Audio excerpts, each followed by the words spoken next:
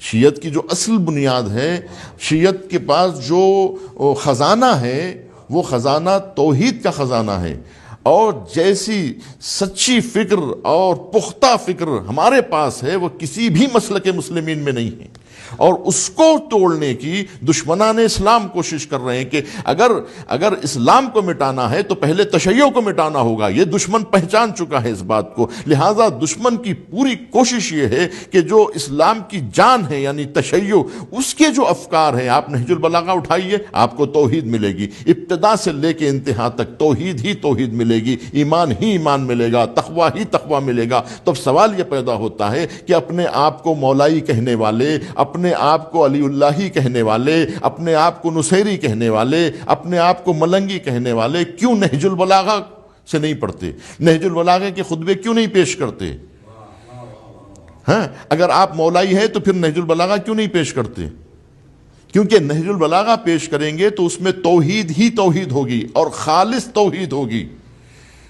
خالص توحید ہوگی، جس میں یہ بیان ہوگا کہ ہم خود اللہ سبحانہ و تعالیٰ کی عبادت کرتے ہیں، ہے نا؟ اور جبکہ یہ کیا کہتے ہیں کہ خدا بھی ہماری عبادت کرتا ہے، نعوذ باللہ، ہم معبودوں کے معبود ہیں۔ اس طرح کے جو ہے غلو آمیز خطبے جو ہیں انہوں نے جو ہے وہ تاریخ سے اٹھا کر، جو اس سے پہلے جو ہے وہ 10ویں امام کے زمانے میں جو خطبے جو دشمنان اسلام کے توسط سے لکھے گئے تھے، اس کو دوبارہ یہ لوگ زندہ کر رہے ہیں، اور ان جعلی خطبات کو منسوب کر کے ائمہ اہل البیت سے وہ فکر جو ہے وہ پیش کر رہے ہیں۔ پھر سے وہ فکر کو جو ہے وہ دوبارہ زندہ کرنے کی کوشش کی جا رہی ہے، اور وہ کتابیں، وہ جس کو ہمارے علماء نے، آیت اللہ بروجردی نے جس کتاب کو یہ کہا تھا کہ میرے کتاب خانے سے اس کتاب کو نکال دیا جائے، مثال کے طور پر مدینۃ المعاجز کو بروجردی صاحب نے جس کتاب کو نکال دیا تھا، اس کو یہ لوگ پھر سے زندہ کر رہے ہیں، اور پھر مجمع اچھلے گا۔ اگر وہ چیزیں پیش کی جائیں گی مدینۃ المعاجز کی تو پھر تو مجمع اچھلے گا۔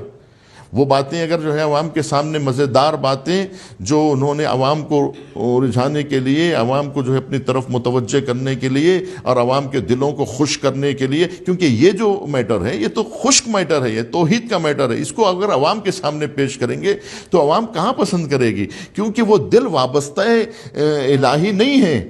ان کے دلوں کو آمادہ نہیں کیا گیا ہے۔ ائمہ اہل البیت نے